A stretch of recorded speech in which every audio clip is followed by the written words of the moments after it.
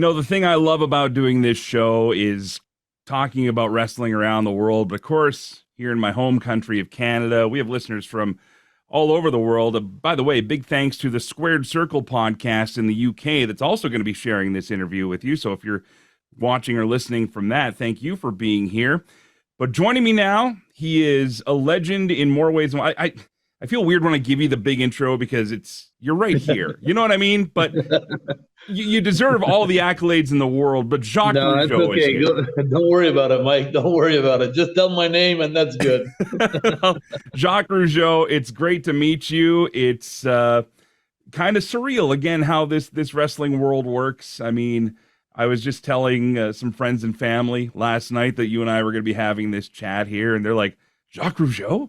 And then other friends were like, the Mountie? And it's like, yeah, that guy. So, I mean, thank you. That's very nice. Such a wide span of memories and career. But what I really like about this and how this interview came to be was a friend of mine, Bobby Sharp, is actually in a competition that you're holding at your academy. And he was telling me about all these categories and things that you've been doing. And I remember hearing a little bit about this contest last year. But now I know everything about it because. Oh, really? well, maybe not everything, and that's why you're here. But I know a lot more about it because there's a lot of wrestlers from across the country that are trying to win this thing. So first of all, I guess take us through what's going on now. What is this competition, and how are you picking these wrestlers from across the country, and what's happening? Tell us the whole thing here, Jacques. All right, let me give a little historic about this thing that came upon. It all started about 2 years ago when the pandemic was there, and I was doing podcasts with my son just in Quebec and receiving some guests that over the years that I'd met, either comedians or singers and just local stars in Quebec. And then one day I get this girl that comes in my tiki, a tiki hut, like, down south where you have the tiki huts. That's what I have. Yeah. And so I get this lady singer, Marie-Hélène Sibert, that comes in, and she won a huge contest in Quebec. It was called Star Academy. And it was with singers. And what they did is they regrouped a bunch of singers across Quebec and eliminate them week by week. And then finally, at the final of the big show, the winner would win a prize, but also win a night to sing at the Bell Center with Celine Dion. So it was like, wow, especially the amateur singers to go sing in front of 20,000 people with Celine Dion, a duet song, it's like amazing. So she was telling me this in the podcast. And after my podcast with her, I looked at my girlfriend and I said, geez, wouldn't that be fun if we did that with wrestling, regroup a bunch of wrestlers, the best talent, across Canada and have a wrestling academy and then have, so the idea came from there. And then it just went on like, when you start getting into a project and things just happen, it just start happening. Like I had some sponsors in Quebec that wanted to help me out. So I had to make this an interesting contest to draw all Canadians in this thing to make it different. So we decided to make 4 prizes, 3 for the men and 1 for the women. And because there was less women wrestlers, in Quebec. So we did more like 3 men and 1 woman to win this. And so they'd win $5,000 each, which is not bad, because a lot of the indie wrestlers, they make $150, $200 a night, and depending that's on big money for any contest. That's It was nice. 4 winners of $5,000. I thought, hey, that would be good. So we got the sponsors for that. And then as we went along, I offered this contest to across Canada, but to be honest with you, Mike, I'm going to shoot straight with you, and that's the way I am. I've always been a guy like that. There's no gray in my talking; it's black or white. So I've always been like that. So there's a lot of haters out there, a lot of people that were like kind of against this project. They thought I was starting a territory. They thought I was stepping on their territories and stuff, which it wasn't that at all. It was just a contest I was making. So anyway, long story short. When the inscriptions came in, I had 21 inscriptions that were made out of Quebec and only 19 out of Canada, out of the 9 provinces last year. The people didn't want to join in. I think it's because the credibility wasn't there. They didn't believe in the $5,000 prizes. And then I had another prize that came in, and this is funny to come about because, I'm going to go going from left to right here, but just That's try to okay. bear with I'm me. following along here. We're good. Try to bear with me. I had a falling out with Vince McMahon 30 years ago, and I turned the TV off. I never watched a wrestling show in 30 years. So I don't know the talent. I don't know anybody from AEW or from WWE. I haven't watched one wrestling show. I only had my organization in Quebec for 20 years, which was a family-oriented show with my sons. I did something that was different. So I'm not connected with nobody. So I get this information that QT Marshall in Atlanta, Georgia, has a wrestling school. Mm-hmm. And his partners in there is Billy Gunn, which I used to wrestle a lot, the Smoking Guns, me and Carl Ouellette and my brother Raymond, the fabulous Rougeau brothers. We used to wrestle the Smoking Guns, and Cody Rhodes, which Cody Rhodes was at WrestleMania not long ago in main event against Roman Reigns. I don't think he doesn't need any introduction, Cody Rhodes. So those three guys have a wrestling school in Atlanta called the Nightmare Factory. So I get the phone number. So I call down there to QT Marshall. I reach out to him. And it was amazing because QT Marshall, he just answered me like, "How you doing, Mr. Rougeau?" And like so I guess he knew me from his youth, from watching wrestling. I was in the WWF for 11 years. I had three characters, so he knew me, and he had a lot of respect for me when we spoke on the phone. But I didn't know him. I didn't know who QT Marshall was. Mm-hmm. So I told him, I said, "Mr. Marshall," I said, "listen," I said, "I'm having a contest in Quebec.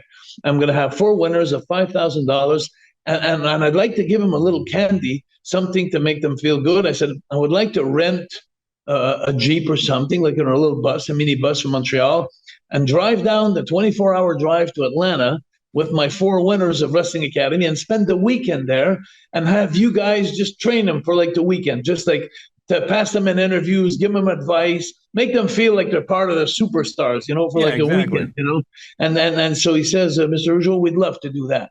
So that was the opening, the beginning of something great. So here I am.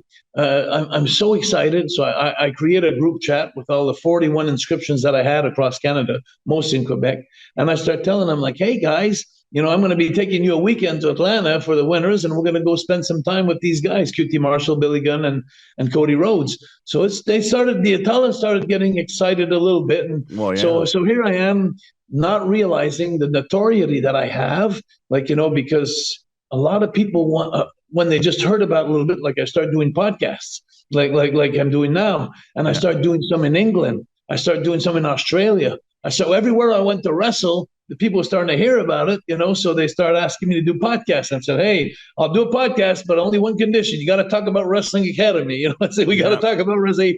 And next thing you know, I got about 40 podcasts that I'm doing all around the world, and one is bringing another one. And then finally, about 3 months into this last year, I get a message from QT Marshall, and he tells me, he says, Mr. Rougeau, he said, we need to speak. So I'm going like, holy shit, what did I do? I hope I didn't do anything wrong. So I call him. I reach out to him. Right. And then he says, hey, Mr. Rougeau, he says, what are you doing? I said, what do you mean what I'm doing? Well, he says, I'm getting so many calls at the Nightmare Factory, from different places around the world. Like everybody's trying to get an edge on the contest. Everybody's trying to get a lot of different calls. Some from that people don't want to join. Some that people are haters that are telling like, hey, Rougeau's taking your name and saying that this and that, So he says, so why don't we? So QT says to me, he says, listen, he says, I really appreciate that. So he says, you're doing a hell of a job marketing the Nightmare Factory. So he says, why don't we give your winners a whole week instead of 2 days? So I went like, holy mackerel, that's awesome. So I went back on my group chat. I said, hey, guys, you're going to win the $5,000. Plus, you're going to spend a whole week at the Nightmare Factory training with every one of those three, for 5 days. So everybody was so excited and this, that. And here goes 3 months again. 3 months goes by. And then it's unbelievable the calls he's getting. And it's like, so I'm working very, very hard. And then, so he calls me back. And then I said to him, I said, listen, I said, QT, I said, I'm going on a podcast with Nick Drosis in Montreal. It's a big podcast. Yep. Can you just send me an update? We haven't spoke like in 3-4 months. And just because there's a lot of haters out there trying to say that, hey, this is not going to happen and this and that. So I said, I just want to keep them quiet a little bit, to show them that this is still real happening. We're already 6 months into this organization. So he says, I'll send you a video tomorrow. So I get the video just before I go on the podcast. And then he says in the podcast, he says, well, you're hearing it from the horse's mouth. He says, I am going to give a 3-month scholarship to the I looked at my girlfriend. I said, I rewinded it. I said, did you just hear what? Did you just hear what he said? Yeah. He said like 3 months. He made a mistake for sure. So I listened to it 2, 3 times. So now he was up to 3 months to give to 4 winners to spend at the Nightmare Factory for free. So 4 winners for 3 months. That's a lot of money. To tell you the truth, that's a big prize. And It's especially if you're someone on the outside, though, if you're one of these haters, you can see where they would have the ammo. This sounds too good to be true, but it was all true. it was all true. And anyway, so all this to say that, and then after that, just before the contest began, he came up with another candy, and he says, "Listen," he says, "I would like to give a like bonus to all the Wrestling Academy participants." He said the AEW is opening up Toronto, Canada this year, and he says, "I would like to have the 4 winners on Dark and Rampage. No, not yeah, Rampage and Dark. Rampage right? and Dynamite, and there was Dark and Dark Dynamite. Elevation. Those Dynamite. tapings, Yeah. So because I'd like to give an opportunity for the winners of Wrestling Academy to be in Toronto on that first date. Wow. So that I put that in the group. Like, hey guys, not only are you going to have the 3 months, not only get the 5,000, you're going to be on TV. You're going to do like in front of 9,000 people at the Coca-Cola Center in Toronto. So that happened last year. Everything happened last year. Plus LGN custom figurines, wrestling figurines from Australia. I did a podcast with them. So they decided to make 4 figurines to my winners too, for like dolls, wrestling dolls, So Wow. So that added up too. So everything was getting bigger and bigger and bigger. And so this year, when I sent in, and we did the show last year, and so when we finished the show on the last show, I called QT the next day. I said, "I thank you so much, for this competition. It was wild. It was great." I said, and I said, and before I had a chance to finish, he said to me, he says, "Are we doing this again this year?" And then I was so happy inside. I said, "Yes, sir, we are." So now this year we have $10,000 winners instead of 5,000. So we doubled the prize money. It's $10,000 for the winners. It's 3 winners, 2 men and 1 woman, and 3 months at the Nightmare Factory.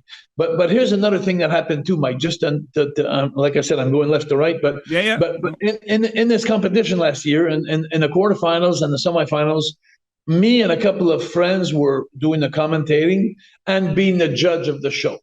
I chose the participants, and then we would decide who would go after each match. They'd be standing in the ring and say, "Hey, I liked your ability in the ring. I liked your promo before you on the stage, before you went on. I like your charisma. I liked it. I'm going to have to go with you." So after every match, I choose someone to go on to the next level, to the semifinals. But at the finals last year, QT Marshall was from the Club Soda in Montreal. He was on the giant screen from Atlanta for the last finals, and then he was the one who chose the winners.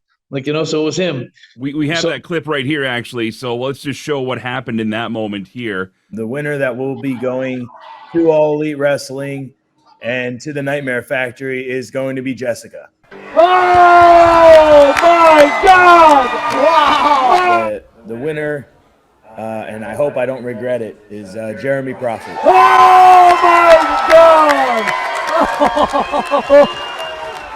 I was at the AEW Toronto tapings, and Oh, really? the funny thing is that I had actually just met your winners not that long ago, working with some indie promotions here out west because they were flown out to work some shows here. So, wow, seeing Jeremy Prophet, Jessica Black, and the talent that you're actually, having win, and then seeing them in that AEW ring, like you said, it did happen. It was a thing. So, I mean, this has got to be something. Mike, Did you ever imagine this could turn out to be this big of a deal? No. And Michael, what was really fantastic about this is when I went to when we finished the last show, like I said, and he proposed, he said, "Are we doing this again next year?" I said, "Yes, for sure." But then he said, "There's going to be some conditions, Jacques." I said, "Okay." He says, "When you choose your participants this year," he says, "I want to be there." So he says, "I want to choose them." Like, I was the one who chose all the participants. So he wanted to choose with me. He says, "I want you to be side by side with me and we'll choose them."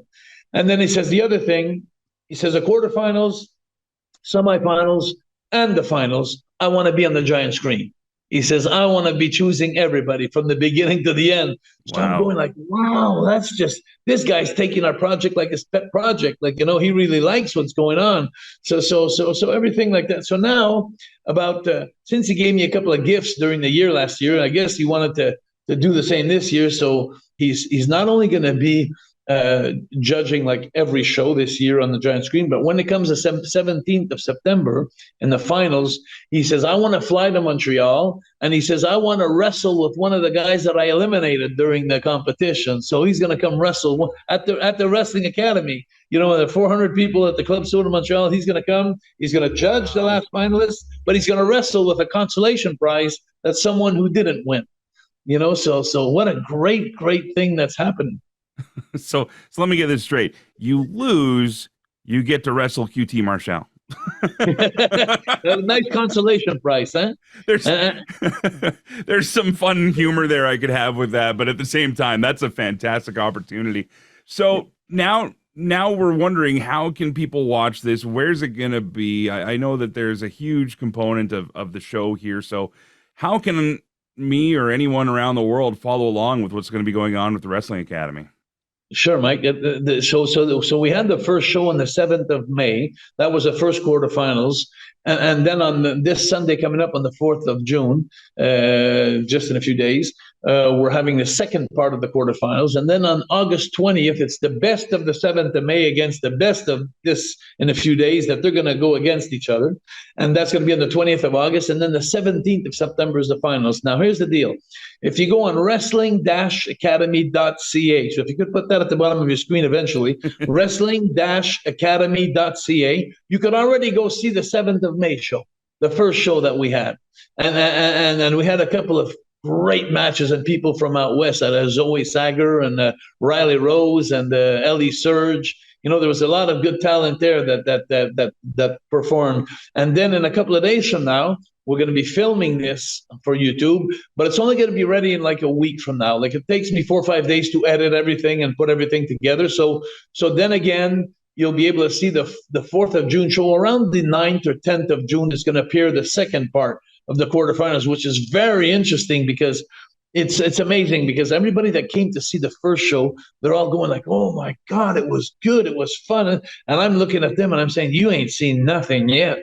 We're coming in the second show here in a couple of days from now is absolutely amazing with talent. You're talking about Sean Moore against the Lion, Bobby Sharp. That's going to be such a great match. I don't even know the guys. I just heard through the grapevine it's going to be an extraordinary match. Then you got Cody Brown against Michael Richard Blay. I heard he's exceptional. And then you have Kat Von Ease, which is coming too, and Kat Von Ease so she's going to be there. A lot of people out west are coming on this show here, but it's the greatest talent. And then you got 4 ladies. You have Smiley Miley and teaming up with Emma McVaney, Emma McVaney with Jane M. And they're going against Casey Spinelli. I don't know if you ever heard of Casey Spinelli. I know Casey, yeah. Yep. And another one that's Zandra Lee. And it's out of the 4 girls, there's 3 of them that already had tryouts with WWE, and Impact Wrestling and stuff like that. So that caliber of match is going to be exceptional. And then you got 2 other matches that are absolutely magnificent.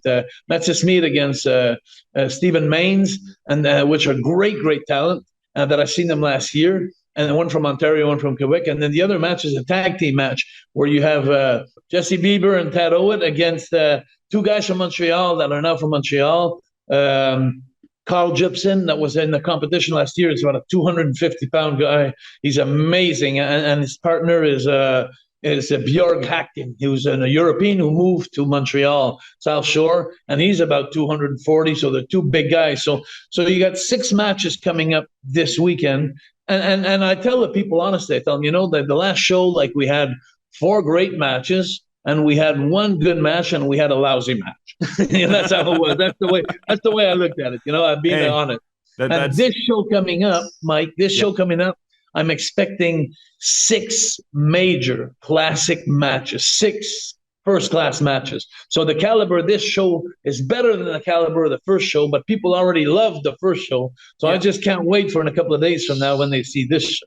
Well, you know, it's funny. As you've been saying this, I've been going through the roster page here at your website. And yeah, like you said, there's a lot of wrestlers here that I know.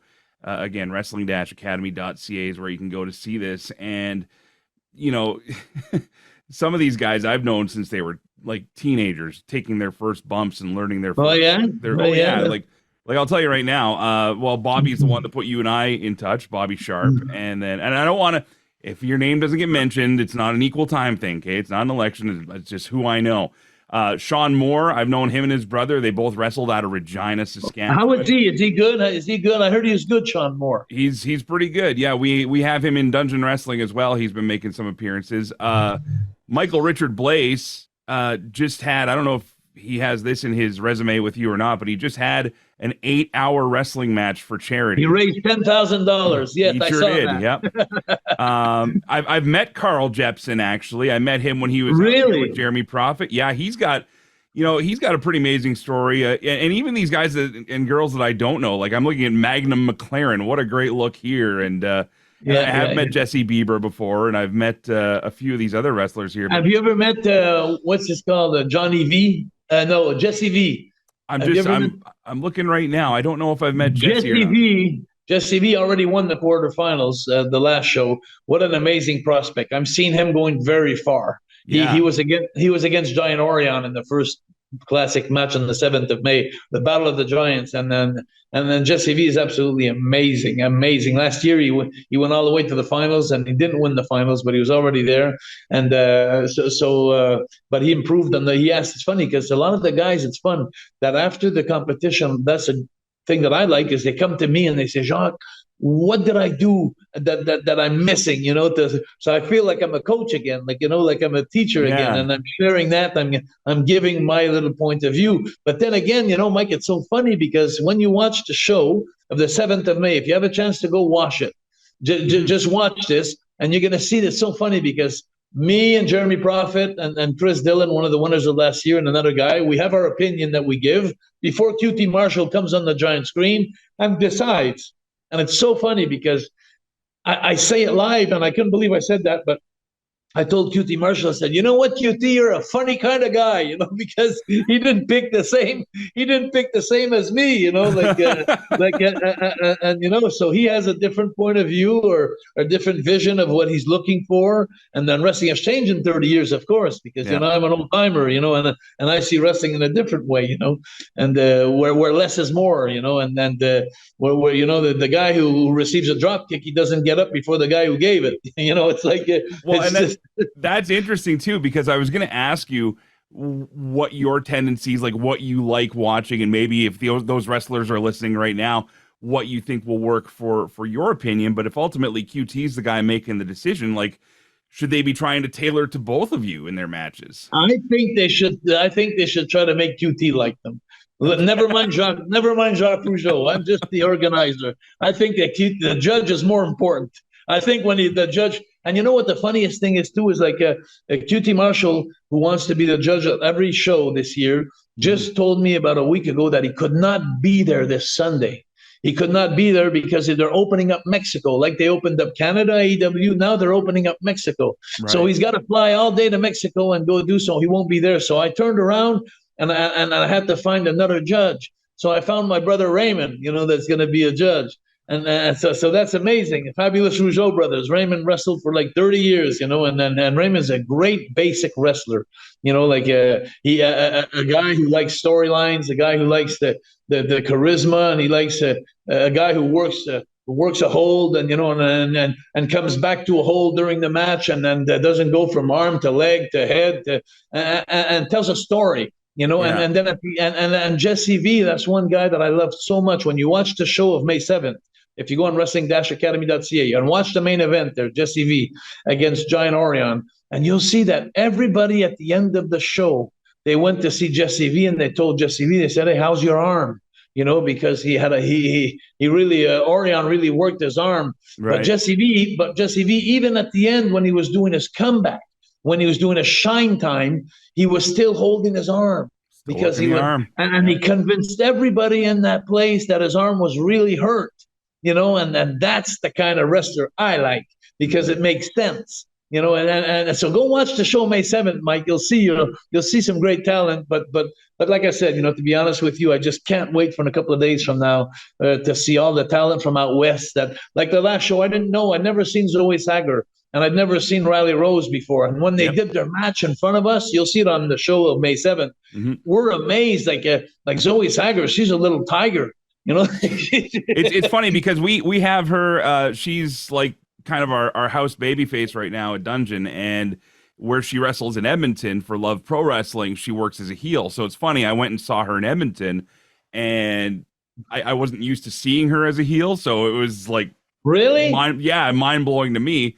And then she comes down to our shows and she's a Spitfire. So I mean, you've definitely got some great names here. I look at Jesse Fee. I've met Giant Orion. He's come out this way before as well. There's what's funny, Mike, what's the greatest thing of all this, and I gotta tell you the most important thing about all this, of course there's a Nightmare Factory, of course but it's my sponsors. The sponsors are paying like $10,000 for the winners this year. They're paying for the hotel rooms, they're paying for the airfares.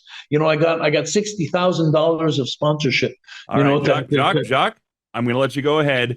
This is the part of the show we're gonna plug the sponsors. Go ahead. No, because I have like. No, please do, please. You know why I'm okay with this though is because this is a show and this is a thing that any indie wrestler dreams of doing. Like this is why I wanted to talk to you about this. Yes, I could sit here and grill you about your career and everything else, but when I heard about this opportunity you're presenting for indie wrestlers, I want to see this thing grow. I want to see more wrestlers get more opportunity. So give some shout outs right now. So Mike, I have them all here. Let's see my girlfriend. She's my rock, by the way. She's not the rock, but my rock. So she's right here beside me. Come say hello. Come say hello. Yeah, come say hello. I'm going to show her. This is my girlfriend. Hi, nice to meet you.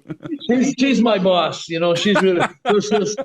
So she just put me all the sponsors in front of me. So I got the Group Millennium Micro, which is across Canada. There's over 250 salesmen across Canada. Mm-hmm. And then I got the Centre Hi-Fi. And then I got the Squadra Gorilla. I got SMT Mobile. I got Royal Lepage. I got Groupe Lavoie.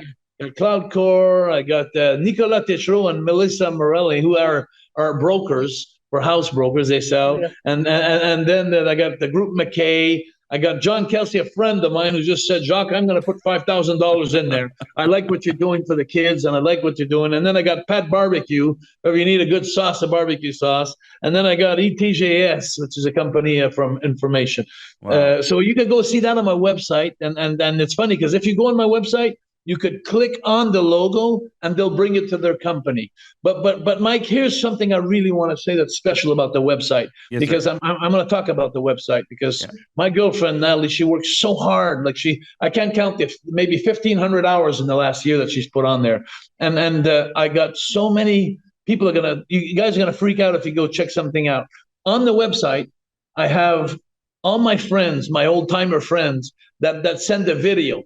I'm looking at the first one right now. Can I say who the first one is? Sure, have fun. It's The Undertaker. Yeah, and then you got Ric Flair, you got Bret Hart, you got, all my friends that I used to, Tito Santana, and goes on and on and on. I got even people like George GSP and MMA. It's funny, everybody that likes this tournament said a nice little word, and go see the Ric Flair one. It's amazing. Ric Flair is awesome. So if you have a chance, when you go on the website, wrestling-academy.ca, you could see all the talent. You could click on all the pictures of the talent. Then you'll see them in action and you'll see a promo. You could go see the old timers who encouraged me into this. You can see the sponsors. It's really something amazing. And I was just sitting with my girlfriend yesterday and we're so tired because you have no idea how much we're working hours and hours and hours on this. And I just told my girlfriend we're at the second show now in a couple of days out of 4. And I told her, I said, I think next year we're going to give $15,000 to the winners. And she looked at me like so discouraged. She said, how about we finish this year? But so it's really a project that's really interesting and fun. And we'll get them a shot against the AEW champion, whoever that may be. Why not? I mean, we'll just it really is. You know what? I don't know about that, Mike. I have to say, Mr. Rougeau, boy, you're a hard interview. I think I got like 6 words in here, but that's not a bad thing. I like this passion, and And, I know you've had a career that literally crosses decades. And I mean, there's so many stories. You've had ups, you've had downs, I'm sure, but this sounds like something to me as a wrestling fan and as someone who's been around this business for a while. And I'm not, this isn't a paid thing. We're here talking about it. Hearing your energy, hearing your pride about it, and also hearing the energy coming from the wrestlers that are involved in it. Whether you've been paying attention to the industry or not, there's a lot of positive energy around wrestling these days. There's a lot of fans that do think it's cool these days versus back in the day when, wrestling was almost a dirty word. This makes me feel good because here I see someone who has had a lot come to their lives from wrestling, and you're giving a legit opportunity here. And it's one of those. You know what's fun, Mike, about all this? What's fun about all this is I'm 63 years old. I've been around the business since I was 5 years old because we're 4 generations of the Rougeau family. Yes, sir. And from my great uncle to my uncle, my father, my brother, my kids, and I've been living wrestling in my living room, in my little place in Saint-Sulpice where I was born. Since the age of 5 years old, seeing Abdullah Butcher and Joe LeDuc coming in my living room to talk to my dad about the main event the next night that they're going to have, and I'm 63 years old, and I'm still living my passion. So that's the amazing thing about life is, when you have an opportunity like this, I'm not rich financially, but I'm rich in my heart because I'm so happy. I do conferences, I'm not going to get into it with you, Mike, but I had a very, very, like you said, the good times, bad times, and a very sad and dark time was with the story with the British Bulldogs, where I felt I got bullied, but I had to do something about it, and it was so hard because I'm not a real fighter in life. I'm an artiste. Well, some guys are really tough. You know what, Jacques? Here's what we'll do. I would love to have you on again sometime in the future, and we can talk career and stuff if you like here. But I just wanted to give you credit here because again, everybody's had good and bad times. I'm hearing in your voice a lot of the same thing I see. I'm going to pick up the name I drop here, but when I see in Bret Hart, when he's working with the wrestlers that are coming to Dungeon and they're lining up matches because he's actually helping them guide their matches, and here's Bret again. He's in there, So I see that same passion coming from you. It's a great feeling for me as a fan to see someone who's gotten so much from the business giving to the next generation this way. And I think this show is definitely worth checking out. Wrestling-academy.ca is where you can find everything. Jacques Rougeau, it's an absolute pleasure. Will you come back sometime? Can we stay in touch? For sure, yeah, and especially if you guys from out west win the contest, we definitely have to talk again for sure. But if you want one time, we could just talk about my career, a few stories, and I think I could entertain you a little bit because, like you said, there was ups and downs, but all interesting. Yeah, well, it's funny. The whole time we've been doing this, all I've been hearing in my head since we lined up this call yesterday was, "You want the finger? Here's the finger." So that was something, I'll tell you. You were maybe one of the first to ever have the cinematic match or the cinematic afterplay, but there you go. All right, Jacques Rougeau, thank you so much for the time. Thank you for being here on McGuire on Wrestling and the Squared Circle podcast over in the UK. Appreciate it. Thank you.